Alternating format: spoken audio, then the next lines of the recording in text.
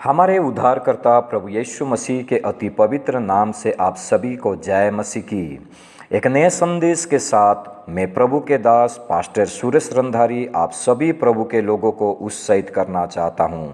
आज का मनन का विषय है अंत के दिनों की मसीही कलीसिया कैसा होना चाहिए। राहेल के जीवन से 3 बातें सीखेंगे।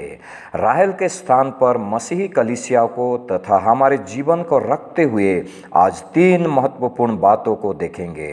पहली बात, राहेल याकूब की प्रिय पत्नी थी। आज हम भी मसीह के प्रिय पत्नी व दुल्हन है। उत्पत्ति 29 अध्याय 17 और 18 में राहेल के बारे में परमेश्वर के वचन में ऐसा लिखा गया है, लिया के तो धुंधली आंखें थी पर राहेल रूपवती और सुंदर थी। इसलिए याकूब ने जो राहेल से प्रीति रखता था कहा, मैं तेरी छोटी बेटी राहेल के लिए 7 वर्ष तेरी सेवा करूँगा। प्रिय प्रभु के लोगों, यहाँ प्रभु के वचन राहेल के बारे में हमें बताती है कि राहेल रूपवती और सुंदर थी। इसी कारण से याकूब राहेल से प्रीति रखता था और उसे पाने के लिए, उसे अपनी पत्नी बनाने के लिए 7 वर्ष अपने मामा लाबान की सेवा करने को तैयार हो जाता है।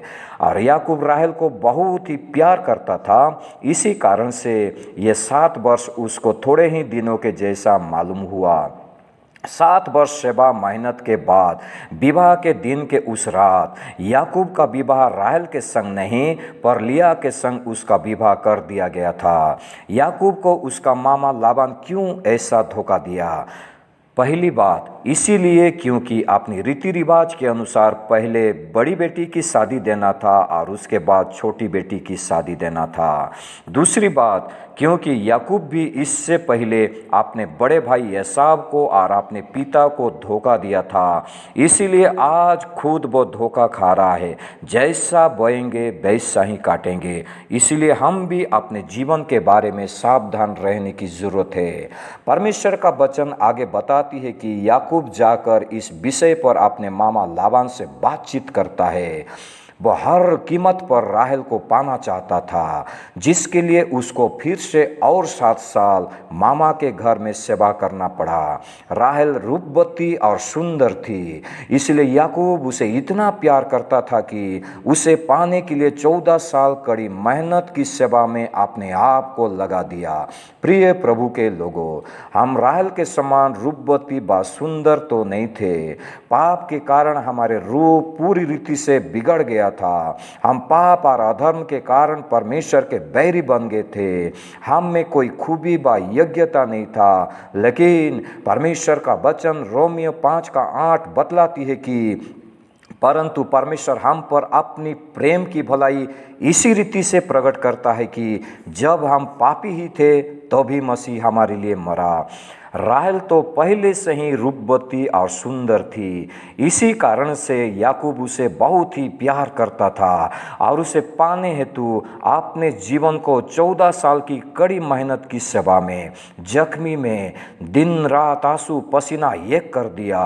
परंतु जबकि हम पहले से ही जन्म से ही माँ के गर्भ से ही पापी थे, पाप के साथ उत्पन्न हुए और यही पाप हमको बहुत ही बदसूरत बना दिया था। और हम सभी बदसूरतों को खूबसूरत बनाने के लिए प्रभु यीशु मसीह ने काल्वरी क्रूस में अपने जीवन को हमारे लिए बलिदान कर दिया। प्रभु की नाम की स्तुति हो। प्रभु यीशु मसीह क्रूस पर अपने जीवन को क्यों बलिदान कर दिया? इसीलिए कि हम पापों से मुक्ति पा सके, इसीलिए कि हम परमेश्वर की संतान बन सके, इसीलिए कि हम सिर्फ मसीह के हो सके। याकूब राहेल की योग्यता को देखकर, सुंदरता को देखकर, उसका रूप को देख करके प्यार किया। परंतु प्रभु यीशु मसीह आज हमको, जबकि हमारा कोई खूबी व योग्यता नहीं था, हम भटके हुए थे, पापी गुनहगार थे, तूच और नीच थे, जब हम पापी ही थे उस समय वो हमसे इतना प्यार किया कि हमें बचाने के लिए, हमें वो पाने के लिए स्वर्ग को छोड़ दिया। हमारे लिए काल्वरी क्रूस पर अपनी आखिरी बूंद खून तक हमारे लिए दे दिया। क्यों? इसीलिए कि हम उसकी दुल्हन बन सके, इसलिए कि हम अभी रूपवती और सुंदर हो जाए, ऐसा सुंदर जिसके बारे में एफिसियों की पत्री 5 अध्याय उसका 25 से लेकर 27 में प्रभु का वचन हमसे इस प्रकार कहता है, हे पतियों अपनी अपनी पत्नी से प्रेम रखो, जैसा मसीह ने भी कलीसिया से प्रेम करके अपने आप को उसके लिए दे दिया कि उसको वचन के द्वारा जल के स्नान से शुद्ध करके पवित्र बनाए और उसे एक ऐसे तेजस्वी कलीसिया बनाकर अपने पास खड़ी करे जिसमें ना कलंक, ना झुर्री, ना कोई और वस्तु हो, वरन पवित्र और निर्दोष हो। प्रिय प्रभु के लोगों, अंत के दिनों की मसीही कलीसिया कैसा होना चाहिए? मसीह अपने कलीसिया को आज किस रूप में देखना चाहता है? प्रभु यीशु मसीह अपने प्रिय कलीसिया को, जिसके लिए वो अपना जीवन को बलिदान कर दिया, एक तेजस्वी कलीसिया के रूप में आज देखना चाहता है। ऐसा तेजस्वी कलीसिया जो पवित्र और निर्दोष हो। आज हम पवित्र और निर्दोष जीवन में खूबसूरत बने। राहेल की सुंदरता शारीरिक सुंदरता था, पर हमारा सुंदरता आत्मिक सुंदरता है। वो हमारा पवित्र जीवन है, वो हमारा निर्दोष जीवन है। हम पहले क्या थे, कैसे थे, कैसे जीवन को बिता रहे थे, वो कोई महत्व नहीं, परंतु अभी हम कैसा है और कहाँ है और कैसे जीवन को बिता रहे हैं, ये महत्व है। याद रखिए, एक तेजस्वी कलीसिया, एक पवित्र कलीसिया, एक निर्दोष कलीसिया ही एक दिन बादल पर उठा लिया जाएगा। आइए हम भी राहेल के समान अपने दूल्हा प्रभु यीशु मसीह की प्रिय दुल्हन बने। दूसरी बात, राहेल अपने समर्पण व प्रतिज्ञा में अपने पति के साथ खरी नहीं उतरी, व विश्वास योग्य नहीं रही।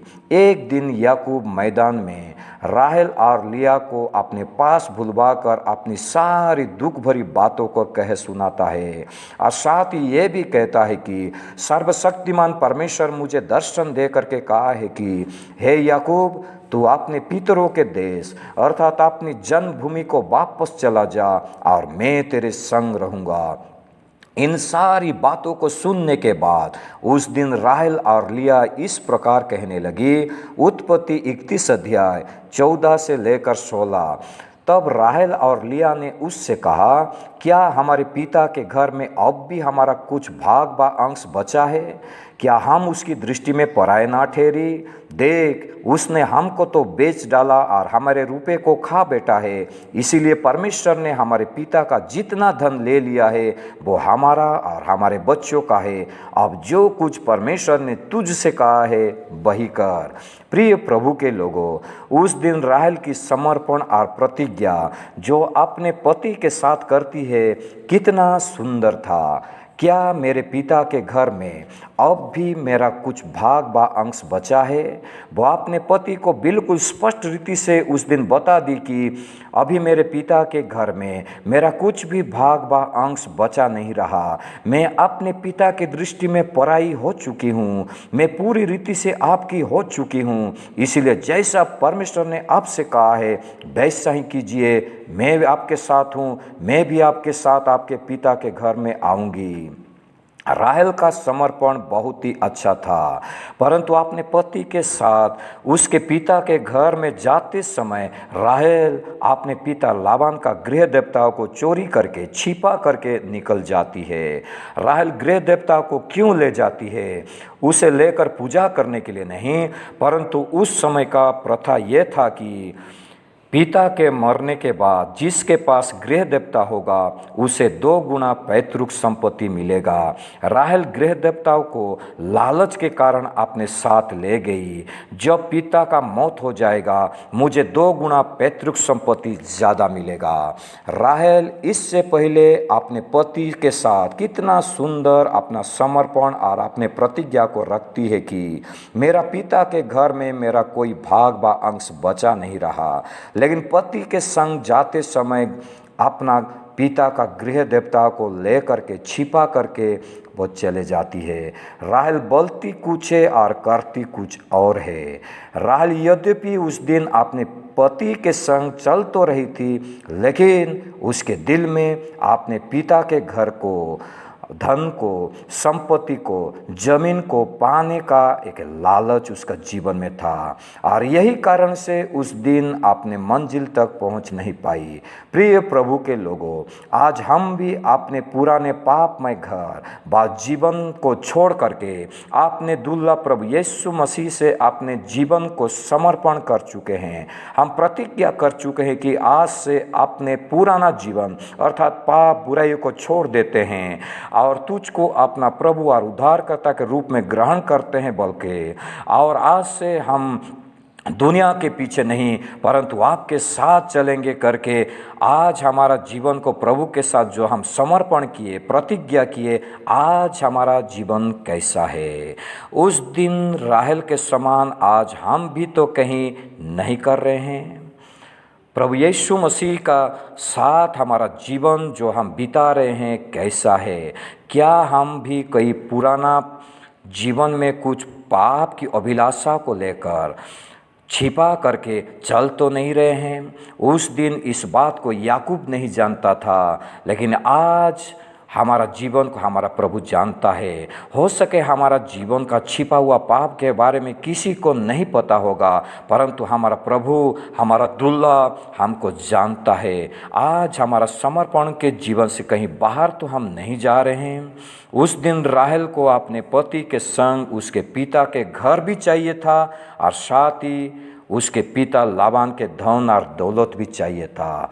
प्रभु यीशु मसीह ने कहा मत्ती 6:24, कोई मनुष्य दो स्वामियों की सेवा नहीं कर सकता, क्योंकि वो एक से बैर और दूसरों से प्रेम रखेगा, या एक से मिला रहेगा और दूसरे को तुच्छ जानेगा। तुम परमेश्वर और मनुष्य दोनों की सेवा नहीं कर सकते। गेहजी एलिसा के कितना अच्छा एक सेवक था, जो ये एलिसा के साथ मिल करके प्रभु की सेवकाई में आगे बढ़ने वाला एक सेवक था, परंतु उसका लालचपन के वजह से वो नामान के पीछे, धन के पीछे जाकर उस दिन कोड़ी बन गया था और वो अपने मंजिल तक पहुंच नहीं पाया था। अंत के दिनों की मसीह कलीसिया कैसा होना चाहिए? अपने समर्पण और प्रतिज्ञा में हम मसीह के साथ विश्वास योग्य रहना चाहिए। प्रभु का वचन प्रकाशित 2:10 में प्रभु कहते हैं, प्राण देने तक विश्वास योग्य रह तो मैं तुझे जीवन का मुकुट दूंगा। तीसरी बात, याकूब की प्रिय पत्नी राहेल मार्ग में नष्ट हो गई। अपने पति के संग उसके पिता के घर जा नहीं पाई।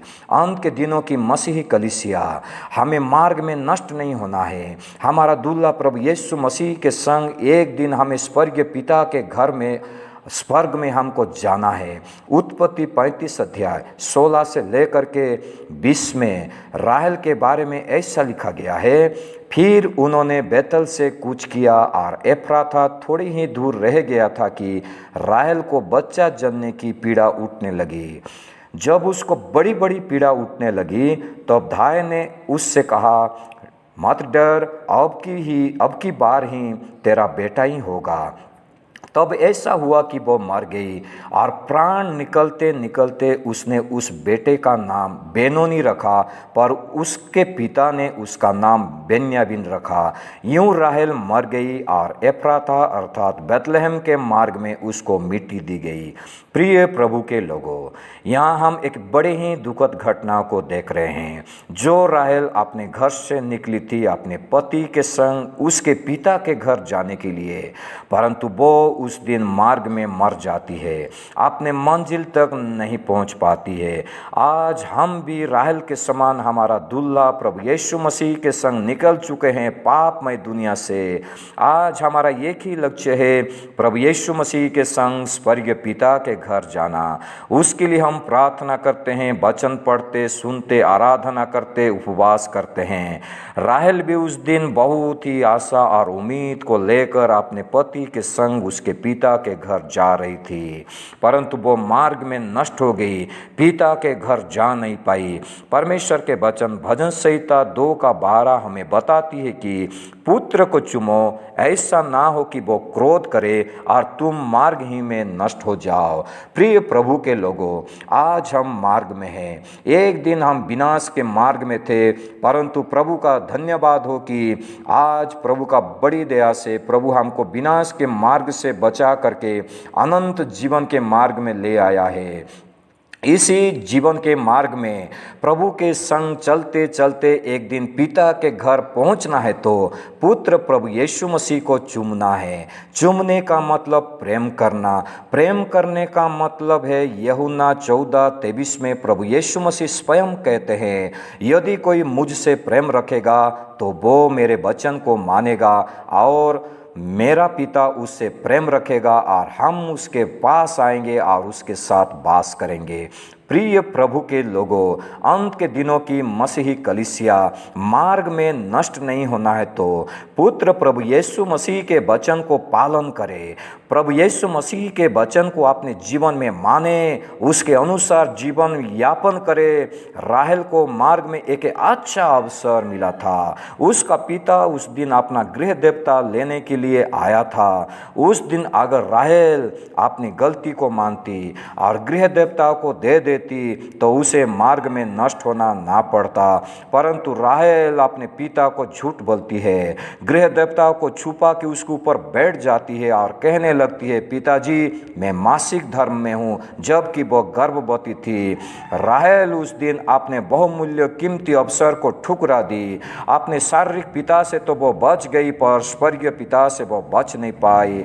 आज प्रभु के प्रिय लोगों, हमें अच्छा अवसर प्रभु ने हमको दिया है। एपीसी 5:16 में परमेश्वर का वचन हमसे ऐसा कहता है, अवसर को बहुमूल्य समझो क्योंकि दिन बुरे हैं। राहेल से उस दिन एक गलती हो गई। हम भी स्वर्गदूत नहीं, मनुष्य, हमसे भी गलती हो सकती है व हो जाती है, परंतु राहेल मार्ग में नष्ट क्यों हो गई?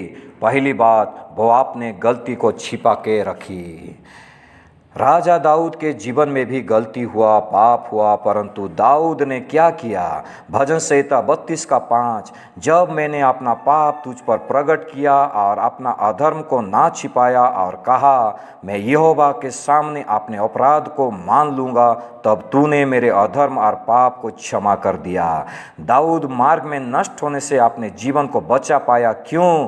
क्योंकि वो अपना पाप को छिपाया नहीं, उसे यहोवा के सामने मान लिया। दूसरी बात, राहेल मार्ग में नष्ट क्यों हो गई? उस दिन पिता के सामने झूठ बोलकर आपने गलती के स्थान पर बैठी रही। अगर वो उस दिन पिता के सामने उठ जाती और अपने गलती को मानती तो मार्ग में उसको नष्ट होना नहीं पड़ता। परंतु उड़ाऊ पुत्र के बारे में प्रभु का वचन बताती है कि उसने जब अपने आप में आया और आपने सुअर चराने के स्थान से, अपने गलत स्थान से उसने उठता है और अपने पिता के पास जा करके अपने गलती को स्वीकार करता है, तब वो अपने पिता का प्रेम को, अपने पिता का क्षमा को और अपने पिता का दया को पाता है। मार्ग में नष्ट होने से वो अपने जीवन को बचा पाया। आज हमारा बारी है। नीति वचन 28:13, जो अपने अपराध को छिपा रखता उसका कार्य सफल नहीं होता, परंतु जो उसको मान लेता और छोड़ भी देता है उस पर दया की जाएगी।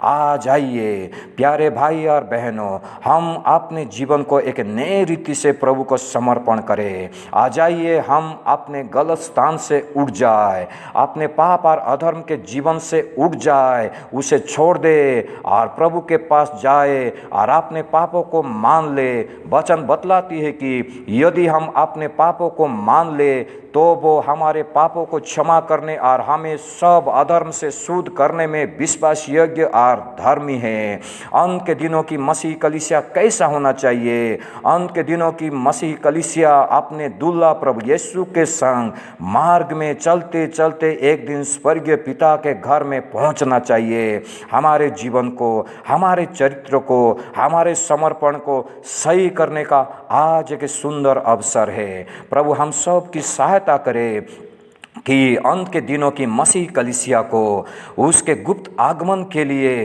पूरी रीति से तैयार होने के लिए प्रभु हमको आज के वचन के अनुसार प्रभु हमारी अगुवाई करे। आज के वचन के अनुसार प्रभु हम सबों को बहुतायत की आशीष प्रदान करे। आमीन।